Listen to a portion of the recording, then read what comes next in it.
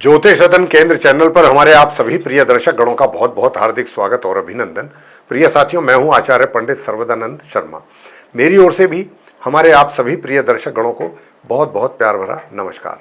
तो साथियों, आज हम चर्चा करने जा रहे हैं आपके अपने मंथली राशिफल के विषय में, जो कि जुलाई 2026 का है। इसके माध्यम से हम ये जानने की कोशिश करेंगे कि जो आप हमारे मीन लगन राशि के जातक हैं, यानी कि जिनका पाइसेस असेंडेंट बनता है, उन जातकों का ये जुलाई 2026 का महीना कैसा रहने वाला है उनके लिए भिन्न भिन्न क्षेत्रों में।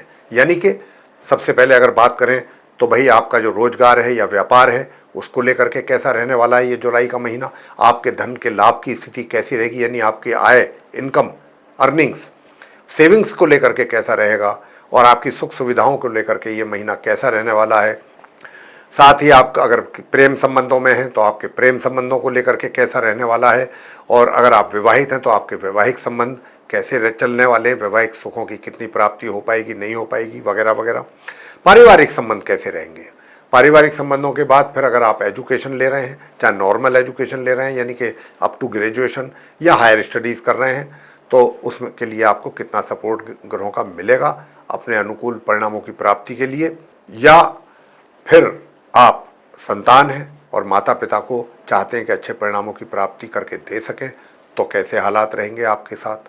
और अंत में बात करेंगे कि भाई स्वास्थ्य को लेकर के कि आपका स्वास्थ्य इस जुलाई 2026 में कैसा रहेगा। साथियों देखिए, इतनी सारी बातें हमने आपसे करनी है।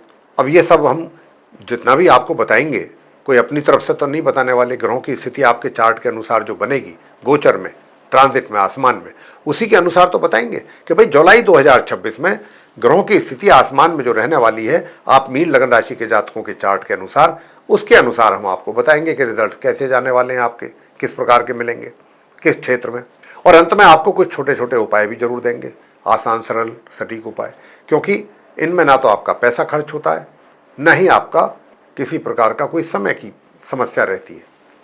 बस सिर्फ और सिर्फ आपको अपने श्रद्धा भाव के साथ ये उपाय करने होते हैं, और जब आप श्रद्धा भाव के साथ इन उपायों को करते हैं तभी अच्छे परिणामों की प्राप्ति भी आपको होती है। तो अब क्या है कि हम चाहते हैं कि हमारे जातकों को भी इस बात का पता रहे कि आखिर 9 ग्रहों में से कौन सा ग्रह ऐसा है कि जो हमारे जातकों के लिए अनिष्टकारी है, यानी कि उनको शुभ परिणाम देने वाला नहीं है इस जुलाई 2026 में। तो अगर वो नहीं है तो उसका कुछ उपाय, और ऐसे ही ग्रहों का हम उपाय बताया करते हैं अंत में। तो अगर आप उन उपायों को करेंगे तो आप अनिष्ट जो हैं, जो भी ऐसे होने वाले हैं, उनसे बचेंगे। जो भी अशुभ प्रभाव है आपके जीवन से दूर होंगे, और आपका जीवन जो है वो शांति और सुकून के साथ व्यतीत होगा इस जुलाई का महीना।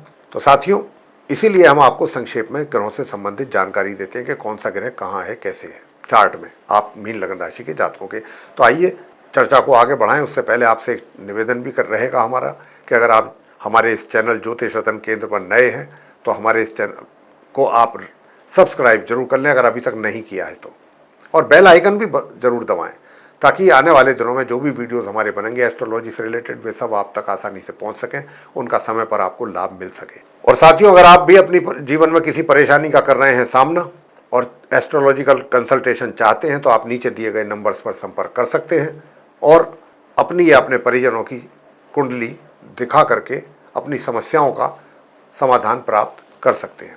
तो आइए साथियों, ठीक मेरे पीछे स्क्रीन पर चार्ट डिस्प्ले हो रहा है आप मीन लगन राशि के जातकों का, जिनका कि पाइसेस असेंडेंट है।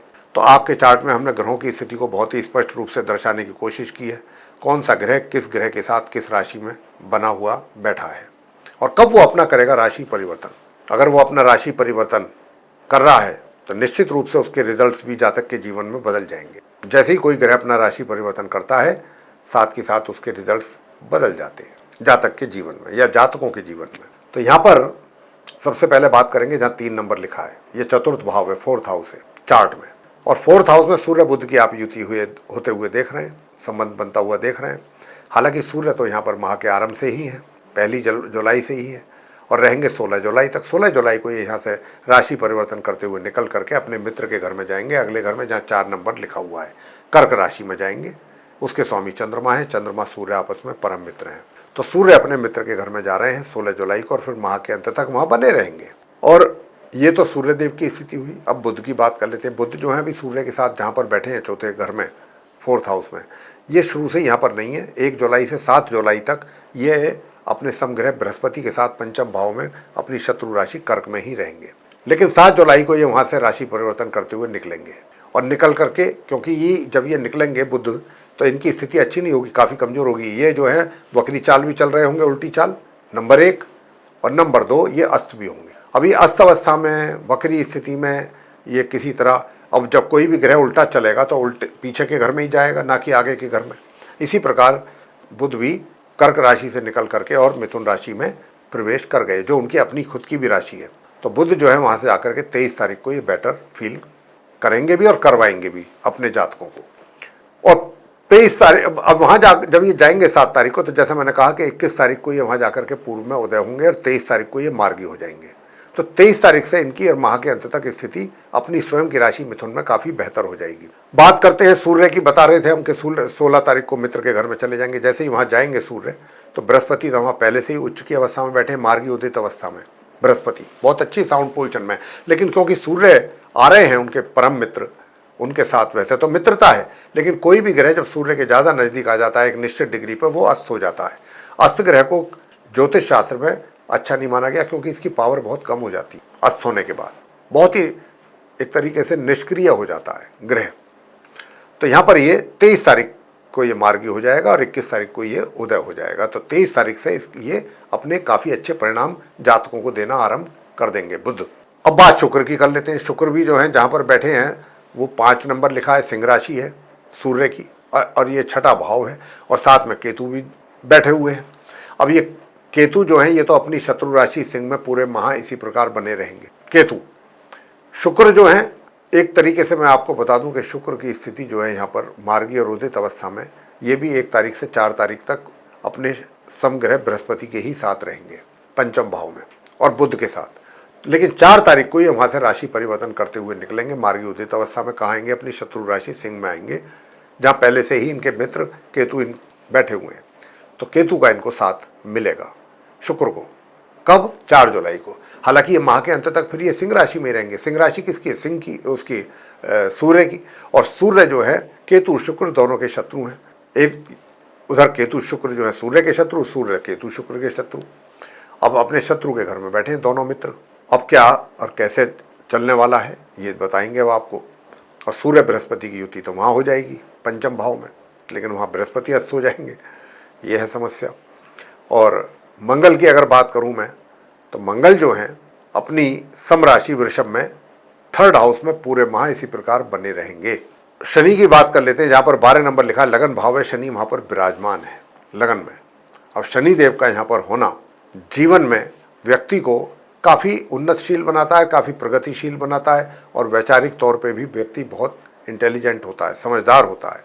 ऐसे व्यक्ति बहुत तेज होते हैं, समझदार होते हैं, उन्हें कोई बेवकूफ़ नहीं बना सकता। तो इस प्रकार की चीज़ें हैं। और जो भी उन्होंने अपने जीवन में हासिल किया हुआ होता है वो बहुत मेहनत से हासिल किया होता है। दूसरे से भी वो ऐसी आशा रखते हैं, जिनके शनि जो है यहाँ पर लगन में मीन राशि में बैठे हैं। बात करेंगे कि भाई अब राहु के ऊपर, शनि तो यहाँ बैठे रहेंगे, लेकिन 26 जुलाई को ये उल्टी चाल चलना आरंभ कर देंगे मीन राशि में। राहु की बात कर लें, जहाँ 11 नंबर लिखा है, ये कुंभ राशि है, 12 भाव 12th हाउस। अब राहु यहाँ पर कुंभ राशि में बने हुए हैं और बने रहेंगे पूरे माह। अब कुंभ राशि के स्वामी शनि है और शनि उनके मित्र हैं राहु के। तो यहाँ पर जो राहु की स्थिति है, दूर दराज की यात्राओं को कराने वाले हैं ये। अब ये इन्हीं ग्रहों की स्थिति के आधार पर आप मीन लगन राशि के जातकों को हम बताने जा रहे हैं कि किस प्रकार के रिजल्ट्स किस क्षेत्र में आपको मिलने की संभावना है। देखिए, जहाँ तक आपके प्रश्न आता है कार्य क्षेत्र का, वर्क प्लेस का, जहाँ पर आप जाते हैं अपने कार्य करने, तो वहाँ का जो लॉर्ड है गुरु बृहस्पति, वो उच्च के होकर के बैठे हैं पंचम भाव में है। लेकिन ये सिर्फ मार्गी उदित अवस्था में सिर्फ और सिर्फ एक तरीके से माह के मध्य तक है। फिर क्योंकि सूर्य आ रहे हैं और सूर्य आ जाएंगे 15 तारीख को यहाँ, जैसा मैंने बता चुका हूँ, तो सूर्य के आने पर ये जो है अस्त हो जाएंगे और फिर माह के अंत तक ये अस्थि ही रहेंगे। अब इन ग्रहों के आधार पर हम आपको बताने वाले हैं कि किस प्रकार के रिजल्ट्स आपको सभी को मिलने जा रहे हैं। विशेष तौर पे जैसे कि आपका रोजगार या व्यापार, तो रोजगार व्यापार को लेकर के ही बात कर लें कि उसका जो लॉर्ड है वो उच्च की स्थिति में, मार्गी भी है, उदित भी है, लेकिन थोड़ा सा षडाष्टक योग भी बना रहा है अपने घर से। तो देखिए, यहाँ पर जो स्थिति है, मेहनत करने वाले हैं आप, जी तोड़ मेहनत करेंगे आप, क्योंकि मंगल बैठे पराक्रम में, मंगल आपसे मेहनत कराएंगे, आप खुशी खुशी मेहनत करेंगे, और इससे बढ़िया तो कोई और बात हो भी नहीं सकती। जो व्यक्ति मेहनत करना जानता है वो, ये तो हो सकता है कि देर से उसको अपनी मंजिल मिले, लेकिन देर सवेर मिलती जरूर है। तो यहाँ पर मेहनत के बल पर आप आगे बढ़ सकते हैं, और आपके जो करियर के लॉर्ड हैं बृहस्पति, वो भी जो है उच्च की अवस्था में पंचम भाव में बैठे हैं। हालांकि वो माह के मध्य से अस्त भी हो जाएंगे, तो उस समय थोड़े बहुत चैलेंजेज आपके लिए रहेंगे अपने कार्य क्षेत्र में। माह के मध्य से माह के अंत के बीच में उसमें कुछ थोड़े बहुत चैलेंजेज रहेंगे, वो आपको ही मैनेज करने हैं। अब आपसे बात करेंगे हम कि भाई आपका धन का जो आगमन है, स्थिति है, वो कैसी रहेगी। देखिए, धन का आगमन जो है आपके लिए बना है, बना रहेगा। और दूसरी बात यह है कि धन के साथ साथ क्या आप सेविंग भी करेंगे, तो सेविंग्स भी आप करने की यहाँ पर मुझे बहुत अच्छी संभावना दिख रही है, सेविंग करने को लेकर के। अब सुख सुविधाओं की बात हो जाए, तो सुख सुविधाओं का जहाँ तक प्रश्न है, तो सुख सुविधाओं का भी लाभ आपको मिल रहा है, मिलता रहेगा। लेकिन माह के उत्तरार्ध में जाकर के तो बहुत ही सुंदर लाभ प्राप्ति के योग हैं। चाहे बढ़ा हुआ धन मिले आपको, बढ़ा हुआ इंक्रीज मनी, सैलरी आपकी बढ़े, प्रमोशन हो, ऐसी कुछ चीज़ें हैं जो आपको हाथ में होंगी, मतलब पैसा आपके हाथ में आपको दिखेगा। दूसरा बात, अगर आप संचय करना चाहते हैं तो संचय भी कर सकते हैं धन का, कोई बड़ी बात नहीं। और सप्तम भाव के जो लॉर्ड हैं वो भी बुध ही हैं, तो आप अगर बुध को मजबूत करना चाहते हैं तो प्रत्येक बुधवार देखिए आप गौ माता को हरा चारा डाल सकते हैं, खिला सकते हैं अपने हाथों से, तो बहुत अच्छा रहेगा। और क्योंकि सूर्य देव भी जो हैं, मैंने जैसा कहा भी था कि वो पंचम भाव में आ जाएंगे और षष्ठेश हैं, वो बृहस्पति के साथ रहेंगे, तो यहाँ पर सूर्य बृहस्पति का एक अच्छा योग भी बन सकता है। और वो सूर्य बृहस्पति का अच्छा योग इसलिए कह रहे हैं हम कि अच्छा बनने का, कि यहाँ पर थोड़ा सा उपाय करने की आवश्यकता रहेगी। आप बहुत अच्छे परिणाम ले सकते हैं सूर्य बृहस्पति से। कैसे ले सकते हैं? कार्य का तो मैंने बता दिया, आपके रोजगार व्यापार का तो, कि पराक्रम और परिश्रम आप करेंगे तो आपको बहुत अच्छे परिणाम प्राप्त हो सकते हैं। और माह के मध्य तक तो अच्छे ही परिणाम होंगे। माह के मध्य के बाद रिजल्ट्स आप लाएंगे। क्यों लाएंगे? क्योंकि आप मेहनत कर रहे हैं। मीन लगन राशि के जातक, मेहनत आप खुशी खुशी करेंगे, रिजल्ट्स भी आपको अपने आप ही मिलेंगे। बिना मेहनत के तो नहीं मिलेंगे, लेकिन मेहनत आप करने वाले हैं क्योंकि मंगल बैठे हैं। अगर आप स्पोर्ट्स पर्सन हैं तो भी आपका नाम बहुत होगा, आपको उस वहाँ भी बहुत अच्छे परफॉर्मर रहेंगे। अगर आप खिलाड़ी हैं, अगर आप देश सेवा में लगे हुए हैं किसी भी ऐसी ऑर्गेनाइजेशन के माध्यम से, जैसे आर्मी, नेवी, एयरफोर्स या और पुलिस डिपार्टमेंट है, आईटीबीपी है, सीआईएसएफ वगैरह वगैरह, सीएसएफ है ना, ये जो भी होते हैं, सीआरपी जो भी है, इनमें अगर आप कहीं लगे हुए हैं तो वहाँ पर भी आपका सिक्का बुलंद रहेगा। मेहनत के जरिए सबको आप पूरा इम्प्रेस करके रखेंगे अपनी मेहनत से, और अच्छे रिजल्ट्स अचीव तो आप कर ही करेंगे मेहनत के दम पर।